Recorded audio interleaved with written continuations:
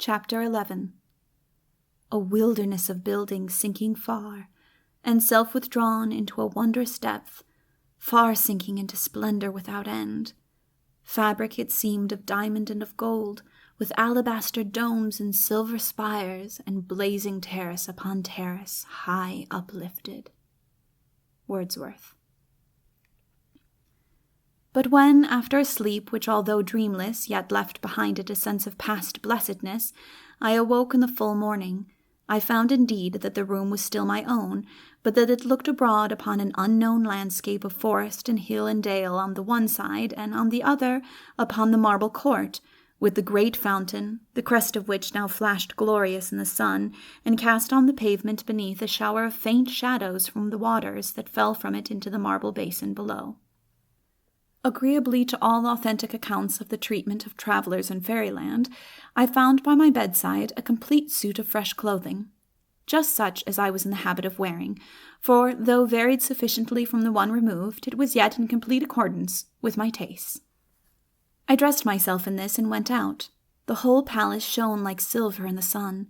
The marble was partly dull and partly polished, and every pinnacle, dome, and turret ended in a ball or cone or cusp of silver. It was like frostwork and too dazzling in the sun for earthly eyes like mine. I will not attempt to describe the environs, save by saying that all the pleasures to be found in the most varied and artistic arrangement of wood and river, lawn and wild forest, garden and shrubbery, rocky hill and luxurious vale, in living creatures wild and tame, in gorgeous birds, scattered fountains, little streams and reedy lakes, all were here. Some parts of the palace itself I shall have occasion to describe more minutely. For this whole morning I never thought of my demon shadow, and not till the weariness which supervened on delight brought it again to my memory did I look round to see if it was behind me.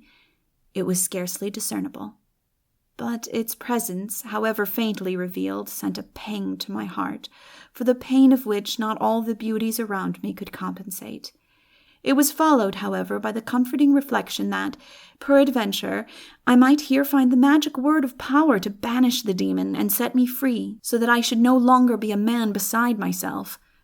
The Queen of Fairyland thought I must dwell here. Surely she will put forth her power to deliver me, and send me singing through the further gates of her country back to my own land. "Shadow of me," I said, "which art not me, but which representest thyself to me as me, here I may find a shadow of light which will devour thee, the shadow of darkness. Here I may find a blessing which will fall on thee as a curse and damn thee to the blackness whence thou hast emerged unbidden." I said this, stretched at length on the slope of the lawn above the river, and as the hope arose within me, the sun came forth from a light fleecing cloud that swept across his face, and hill and dale and the great river, winding on through still mysterious forest, flashed back his rays as with a silent shout of joy. All nature lived and glowed. The very earth grew warm beneath me. A magnificent dragonfly went past me like an arrow from a bow, and a whole concert of birds burst into choral song. The heat of the sun soon became too intense even for passive support. I therefore rose and sought the shelter of one of the arcades. Wandering along from one to another of these, wherever my heedless steps led me, and wondering everywhere at the simple magnificence of the building, I arrived at another hall, the roof of which was of a pale blue spangled with constellations of silver stars, and supported by porphyry pillars of a paler red than ordinary. In this house, I may remark in passing, silver seemed everywhere preferred to gold, and such was the purity of the air that it showed nowhere signs of tarnishing. The whole of the floor of this hall, except a narrow path behind the pillars paved with black, was hollowed into a huge basin many feet deep and filled with the purest, most liquid and radiant water. The sides of the basin were white marble, and the bottom was paved with all kinds of refulgent stones of every shape and hue. In their arrangement, you would have supposed, at first sight, that there was no design, for they seemed to lie as if cast there from careless and playful hands. But it was a most harmonious confusion, and as I looked at the play of their colors, especially when the waters were in motion, I came at last to feel as if not one little petal could be displaced without injuring the effect of the whole. Beneath this floor of water lay the reflection of the blue inverted roof, fretted with its silver stars like a second deeper sea, clasping and upholding the first. The fairy bath was probably fed from the fountain in the court. Led by an irresistible desire, I undressed and plunged into the water. It clothed me as with a new sense and its object both in one. The waters lay so close to me, they seemed to enter and revive my heart. I rose to the surface, shook the water from my hair, and swam as in a rainbow amid the coruscations of the gems below seen through the agitation caused by my motion. Then, with open eyes, I dived and swam beneath the surface, and here was a new wonder. For the basin, thus beheld, appeared to extend on all sides like a sea, with here and there groups as of ocean rocks, hollowed by ceaseless billows into wondrous caves and grotesque pinnacles. Around the caves grew seaweeds of all hues, and the corals glowed between, while far off I saw the glimmer of what seemed to be creatures of human form at home in the waters. I thought I had been enchanted, and that when I rose to the surface I should find myself miles from land, swimming alone upon a heaving sea. But when my eyes emerged from the waters, I saw above me the blue-spangled vault and the red pillars around. I dived again, and found myself once more in the heart of a great sea. I then arose and swam to the edge where I got out easily, for the water reached the very brim, and as I drew near, washed in tiny waves over the black marble border. I dressed and went out, deeply refreshed. And now I began to discern faint, gracious forms here and there throughout the building. Some walked together in earnest conversation, others strayed alone. Some stood in groups as if looking at and talking about a picture or a statue. None of them heeded me, nor were they plainly visible to my eyes. Sometimes a group or single individual would fade entirely out of the realm of my vision as I gazed. When evening came and the moon arose, clear as a round of a horizon sea when the sun hangs over it in the west, I began to see them all more plainly, especially when they came between me and the moon, and yet more especially when I myself was in the shade. But even then, I sometimes saw only the passing wave of a white robe, or a lovely arm or neck gleamed by in the moonshine, or white feet went walking alone over the moony sward. Nor, I grieve to say, did I ever come much nearer to these glorious beings, or ever look upon the Queen of the Fairies herself. My destiny ordered otherwise.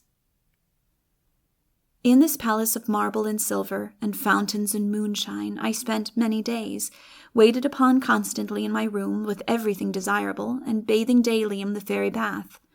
All this time I was a little troubled with my demon shadow. I had a vague feeling that he was somewhere about the palace, but it seemed as if the hope that I should in this palace be finally freed from his hated presence had sufficed to banish him for a time. How and where I found him, I shall soon have to relate. The third day after my arrival, I found the library of the palace, and here, all the time I remained, I spent most of the middle of the day. For it was, not to mention far greater attractions, a luxurious retreat from the noontide sun. During the mornings and afternoons I wandered about the lovely neighborhood, or lay, lost in delicious daydreams, beneath some mighty tree on the open lawn. My evenings were by and by spent in a part of the palace, the account of which, and of my adventures in connection with it, I must yet postpone for a little. The library was a mighty hall, lighted from the roof, which was formed of something like glass, vaulted over in a single piece, and stained throughout with a great mysterious picture in gorgeous coloring. The walls were lined from floor to roof with books and books, most of them in ancient bindings, but some in strange new fashions which I had never seen, and which, were I to make the attempt, I could ill describe. All around the walls, in front of the books, ran galleries in rows, communicating by stairs. These galleries were built of all kinds of colored stones, all sorts of marble and granite, with porphyry, jasper, lapis lazuli, agate, and various others were ranged in wonderful melody of successive colors. Although the material then of which these galleries and stairs were built rendered necessary a certain degree of massiveness in the construction, yet such was the size of the place that they seemed to run along the walls like cords. Over some parts of the library descended curtains of silk of various dyes, none of which I ever saw lifted while I was there, and I felt somehow that it would be presumptuous in me to venture to look within them. But the use of the other books seemed free, and day after day I came to the library, threw myself on one of the many sumptuous Eastern carpets which lay here and there on the floor, and read until weary, if that can be designated as weariness, which was rather the faintness of rapturous delight, or until sometimes the failing of the light invited me to go abroad, in the hope that a cool gentle breeze might have arisen to bathe, with an airy invigorating bath, the limbs which the glow of the burning spirit within had withered no less than the glow of the blazing sun without. One peculiarity of these books, or at least most of those I looked into, I must make a somewhat vain attempt to describe. If, for instance, it was a book of metaphysics I opened, I had scarcely read 2 pages before I seemed to myself be pondering over discovered truth, and constructing the intellectual machine whereby to communicate the discovery to my fellow men. With some books, however, of this nature, it seemed rather as if the process was removed yet a great way further back, and I was trying to find the root of a manifestation, the spiritual truth whence a material vision sprang, or to combine 2 propositions both apparently true, either at once or in different remembered moods, and to find the point in which their invisible converging lines would unite in one, revealing a truth higher than either and differing from both, though so far from being opposed to either, that it was that whence each derived its life and power. Or if the book was one of travels, I found myself the traveler. New lands, fresh experiences, novel customs rose around me. I walked, I discovered, I fought, I suffered, I rejoiced in my success. Was it a history? I was the chief actor therein. I suffered my own blame, I was glad in my own praise. With a fiction it was the same. Mine was the whole story, for I took the place of the character who was most like myself, and his story was mine, until grown weary with the life of years condensed in an hour, or arrived at my deathbed, or the end of the volume, I would awake with a sudden bewilderment to the consciousness of my present life, recognizing the walls and roof around me, and finding I joyed or sorrowed only in a book. If the book was a poem, the words disappeared or took the subordinate position of an accompaniment to the succession of forms and images that rose and vanished with a soundless rhythm and a hidden rhyme. In one, with a mystical title which I cannot recall, I read of a world that is not like ours.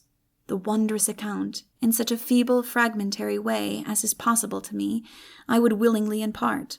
Whether or not it was all a poem I cannot tell, but from the impulse I felt, when I first contemplated writing it, to break into rhyme, to which impulse I shall give way if it comes upon me again, I think it must have been, partly at least, in verse.